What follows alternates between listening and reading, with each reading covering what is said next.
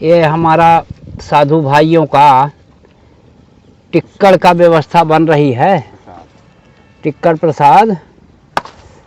और टिक्कड़ प्रसाद बना के फिर उसके बाद आलू टमाटर बैगन का फिर बनेगा भरता, जिसको चोखा कहते हैं। अच्छा, वो उसको बनाने के बाद फिर प्रभु जी को अर्पित किया जाएगा, ठाकुर जी को, और उसके बाद फिर पाया जाएगा प्रसाद। यही व्यवस्था हो रही है, यही व्यवस्था चल रही है। जी जी जी जी। और ये हमारे चटनी भरता की सामग्री है इधर में। ये अच्छा, थाली भैया थोड़ा सा इधर कर दें। थाली यहाँ यहाँ यहाँ। जी जी। इसको हटा दीजिए यहाँ। हमारा लोगों का बेटा, ये साधुओं लोगों का कोनो हिसाब नहीं रहता, टाइम नहीं रहता है। हाँ, सुबह बिल्कुल फिट 4 बजते बजते नींद खुल जाती है। और जैसे नींद खुली, नित्य क्रिया से निवृत्त हुए, उसके बाद फिर अपना दैनिक कृत्य में भिड़ गए। क्या है कि आदमी नियमित हो जाता है, बिल्कुल बंधा रहता है। हाँ, मान लीजिए अगर शाम की वजह से ये जो हमारा 3 माने 4:30-5 बजे तक भोग लग जाना चाहिए भगवान का, ठीक है। भगवान का प्रसाद ठाकुर जी को शाम 4-5 बजे तक लग जाए, भोग लग जाए, उसके बाद प्रभु जी ग्रहण कर लें तो 10-15 मिनट 20 मिनट का समय मिल जाता है। थोड़ा सा हम लोग भी आराम फरमा लेते हैं। उसके बाद फिर अपने दैनिक कृत्य में, अपने दैनिक संध्या बंदन, हाथ पैर धोना, जिसको स्नान ध्यान बनाना है वो अपना स्नान ध्यान किए। उसके बाद फिर बंधन में लग गया आदमी, तो 8-8:30 बजे तक फिर से खाली हुआ, 1 लोटा जल ग्रहण किया आराम से, और इत्मीनान से प्रभु जी का नाम स्मरण करते हुए विश्राम लिया। हम लोगों का बस यही तो है, बस एक ही है, समय समय में आदि बंधा हुआ है, बेकार समय नहीं जाना चाहिए। नमक है, अजवाइन है, जीरा है, और कुछ इसमें 1-2 वनस्पतियाँ भी डली हुई हैं।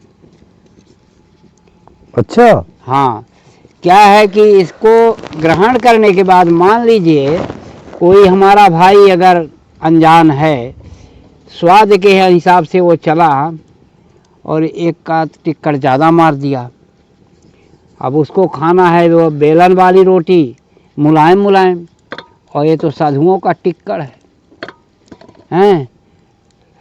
मीठा लगेगा, मार देगा, पर कहीं उसको नुकसान ना कर जाए, इस वजह से हम लोग इसमें थोड़ी सी औषधि डाल देते हैं, ताकि हमारा जो अगला भाई कभी भी नियमित या अनियमित रूप से किसी भी रूप में टिक्कड़ ग्रहण करता है प्रसाद भगवान का, उसको नुकसान ना हो। हाँ, हम ही लोगों में से हो जाता है कभी कभी, किसी किसी दिन तो इतना आनंद आ जाता है कि 3 की जगह में हम लोग 4 टिक्कड़ मार देते हैं। तो फिर भाई अब जब 2-2.5 की आदत बनी हुई है, 2-2.5 का जगह है पेट में, और मार दिए 1.5 ज़्यादा, तो नुकसान का तो थोड़ा सा अपना असर दिखाएगा, मगर औषधि जो डली हुई है ना, वो औषधि उसको धीरे से हजम कर देगी। बोले जाओ, इस वजह से अग्रिम सोच के साथ हम लोग इसमें औषधि प्रयोग करते हैं। टिक्कड़ में है, और चावल वगैरह तो साल में कभी 1-8 दिन देख लिए, नहीं तो बस टिक्कड़ हम लोगों का परम प्रिय है। कभी दाल सब्जी कुछ भी है तो 10-5 दिन में उनका भी सेवन करते ही रहते हैं, पर अधिकांशतः हम लोग औषधि रूप से टिक्कड़ का ही सेवन करते हैं। हमारे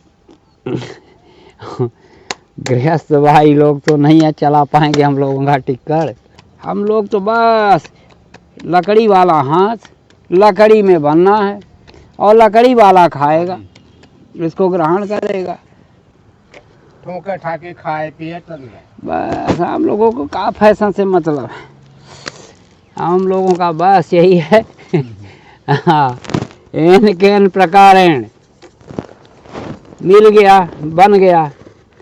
कभी कभी ऐसा होता है कि व्यवस्था ना रही तो इतने से में बन गया, एक ही टिक्कड़ बनाए, 2 हैं, 4 हैं, 5 हैं, उसी में अपना हम लोग भगवान को अर्पित किए, ग्रहण कर लेते हैं। ये चिमटा थोड़ा सा छोटा है, ये थोड़ा सा बड़ा होता ना तो आदमी पकड़ लेता उसको आराम से। हाँ, इनके लिए हाथ 2 हाथ का बड़ा चाहिए। थोड़ा सा चिमटा बड़ा होता। हवन यज्ञ कर्म के लिए हमारे जो दैनिक हम लोग ये करते हैं, तो उसके लिए गाय का घी और हवन सामग्री, धूप, इसलिए कि बांस की लकड़ी को हम लोग अपवित्र मानते हैं। जितने की बांस की लकड़ी है उतने का ही धूप भी है। धूप बत्ती, गीली धूप बत्ती और हवन सामग्री और देसी घी गाय का अगर उपलब्ध हो जाते तो हम लोगों की सब व्यवस्था कार्य जो भी है हवन कर्म यज्ञ कर्म वो सुचारू चलता रहता अनवरत। पक जाएगा वो।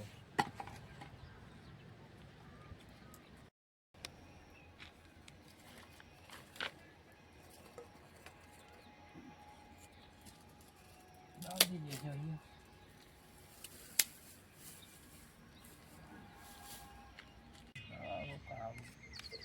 छोटा चम्मच होना चाहिए ना, छोटा चम्मच धीरे धीरे सबकी व्यवस्था होगी। ये है नेनुआ, रेरुआ। अच्छा, रेरुआ का भरता। रेरुआ का भरता, साधु का रोटी, टिक्कड़। एक टिक्कड़ तो हमें भैया। हाँ, नहीं नहीं, अब आ गए हो तो चाहे थोड़ा लो। नहीं लो। अरे शांत तो रहे कि आदमी घरेलू आदमी है, ऐसा नहीं है। सब कोई पाओ, ये हमारा साधु नियम है। चलिए कोई हमारा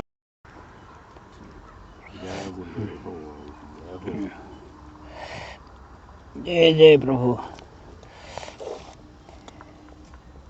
पाइए आप लोग पाइए। हम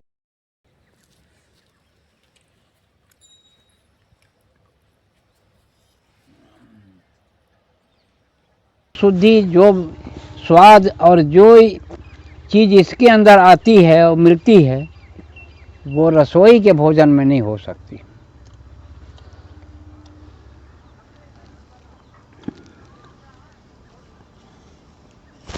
जो गृहस्थों के लिए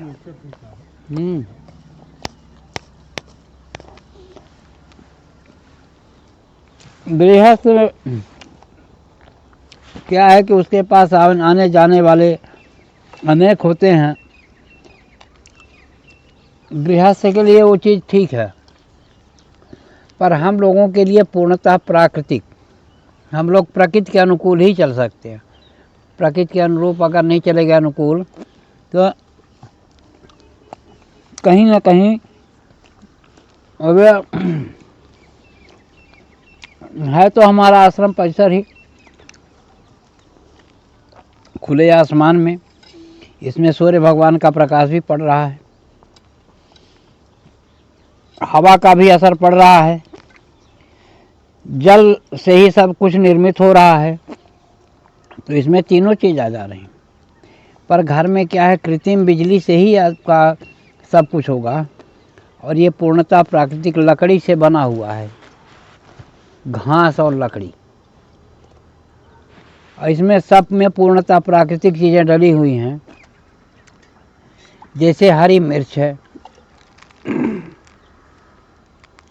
हींग है। हींग को तो लोग आज इतना डरते हैं, माने साल भर गुजर जाता होगा, साल भर में अगर 10 ग्राम भी हींग भी किसी के घर में कभी यूज हो जाती हो तो बात मुश्किल की है। जबकि हींग एक ऐसी चीज़ है जो जीवन को बदल देती, हर रोग को निर्मूल करने वाली है हींग, निरोग करने वाली हींग। मगर उसको कोई नहीं चाहे। हाथ गंधाएगा, मुंह गंधाएगा, पेट गंधाएगा, सुबह में जाएंगे पाकिस्तान वो भी गंधाएगा। तो ये स्वाद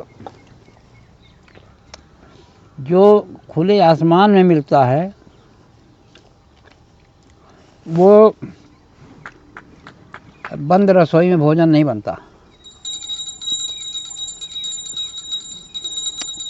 फिर हम फकीरों का तो यही है